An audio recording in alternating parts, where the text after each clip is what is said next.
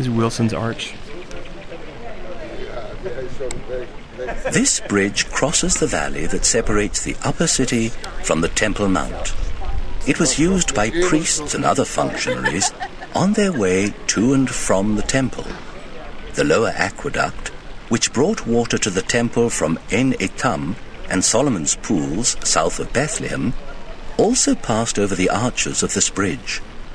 Of these, only part of the easternmost arch has survived, attached to the western wall.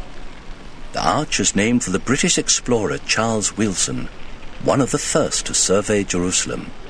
He discovered the arch in the 19th century.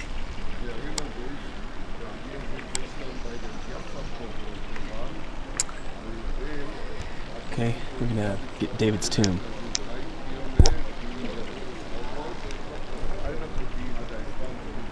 At the edge of the upper city closest to us, a structure with a pyramidal top can be seen. It represents the monument constructed at David's tomb. Josephus relates that Herod, having stolen gold jewelry and precious stones from David's tomb, attempted to atone for his deeds by building a splendid white marble monument at the site. The monument was reconstructed here based on typical funerary monuments of the time, with a pyramid at the top, like Zechariah's tomb in the Kidron Valley and Jason's tomb in the modern neighborhood of Rechavia. The location of the tomb, on Mount Zion, reflects relatively late traditions. According to the biblical book of 1 Kings, David was buried in the city of David. A similar early tradition is found in the Tosefta, which is attributed to Rabbi Akiva, who was familiar with the city firsthand. Rabbi Akiva refers to underground tunnels, which carried the impurity from the tombs of King David and Huldah the prophetess, which were inside the city, to the Kidron Valley outside the city. This implies that the tombs were not far from the Kidron Valley. In other words, in the eastern part of the city, as opposed to the western part. The tradition that ascribes David's tomb to Mount Zion is a Christian one, which started around the 10th century and was subsequently adopted by Muslims. The Jews only adopted this tradition in the Middle Ages, not before the 12th century. In the years between the establishment of the State of Israel and the Six-Day War, when the old city of Jerusalem was in Jordanian hands, the Israeli Ministry of Religion cultivated the tradition of pilgrimage to David's tomb on Mount Zion, for this was the only site accessible to Israelis. This fact apparently explains why the builders of the model decided to reconstruct the tomb on Mount Zion. Okay, now we're going to look at the palace of Caiaphas, the high priest.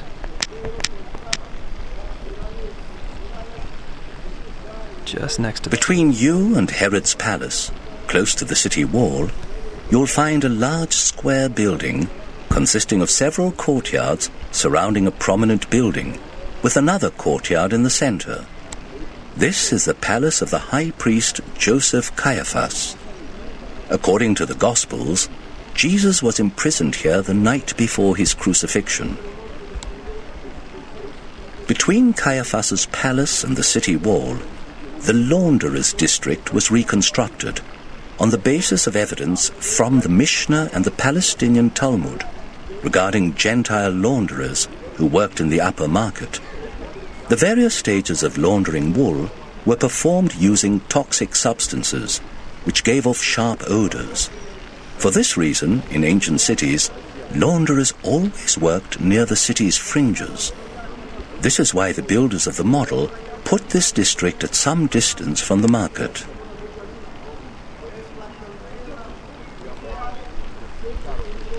and look at Herod's palace.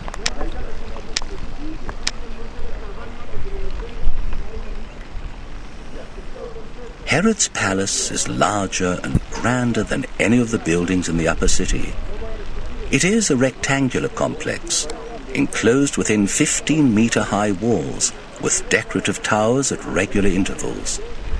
To the north of the palace is the citadel, with its 3 towers. In all likelihood, Herod chose this location for his palace because of its topographical advantage and the protection that the citadel's towers afforded. Herod and his family moved to the palace around 23 BCE, after residing some 10 years in the Antonia. Herod used the best materials and means available in constructing his palace, as Josephus describes in the Jewish War. The king's palace, baffling all description, indeed, in extravagance and equipment no building surpassed it. The host of apartments with their infinite varieties of design, all amply furnished, bordered by deep canals and ponds everywhere. According to Josephus, the palace was destroyed in a great fire that started even before the Romans began burning the city, owing to fighting between the different factions of Jerusalem's population.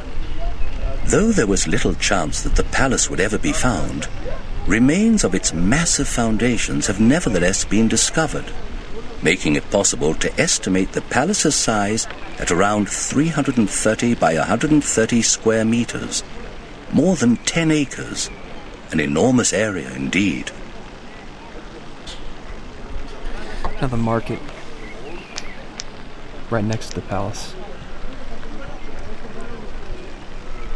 To the right of Herod's palace is the upper market, surrounded on three sides by porticos with red-tiled roofs.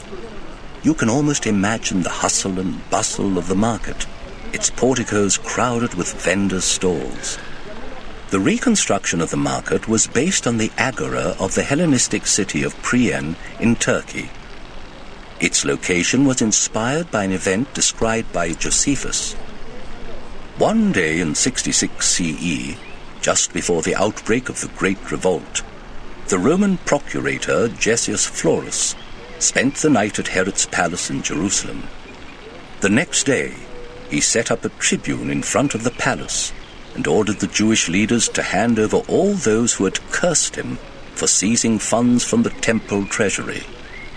When the leaders tried to ignore the order, the procurator commanded his soldiers to ransack the upper market and slaughter everyone there. From this story, the builders of the model concluded that the upper market was located near Herod's palace.